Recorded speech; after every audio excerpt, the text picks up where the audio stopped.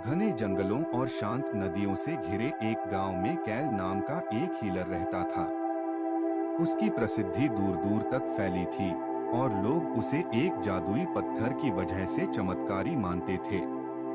पर असल में वह पत्थर उसकी करुणा का प्रतीक था। कैल ने अपनी पूरी जिंदगी दूसरों को ठीक करने में लगा दी थी, लेकिन उसने कभी अपने स्वास्थ्य और खुशी की परवाह नहीं की। एक दिन एक महिला ईरा उसके पास मदद मांगने आई। उसने कहा कि उसका भाई अरिन जंगल के बीच एक केबिन में गंभीर रूप से बीमार है और कैल ही उसे बचा सकता है। कैल थका हुआ था, लेकिन मदद के लिए मना नहीं कर सका। वह ईरा के साथ जंगल की ओर निकल पड़ा। यात्रा कठिन थी। ठंडी नदियां पार करते हुए और ऊंची पहाड़ियों पर चढ़ते हुए कैल को अपनी सीमाएं महसूस हुई। जब वे अरिन के पास पहुंचे तो उसकी हालत गंभीर थी।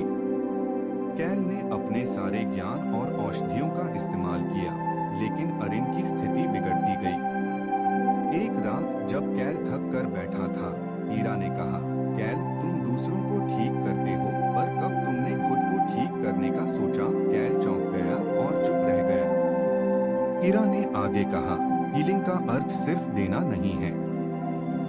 अगर तुम अपनी देखभाल नहीं करोगे तो तुम दूसरों की मदद करने में भी कमजोर हो जाओगे। यह बात कैल के दिल को छू गई।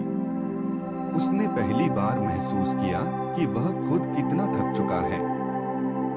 अगले दिन उसने अरिन की देखभाल संतुलन के साथ शुरू की।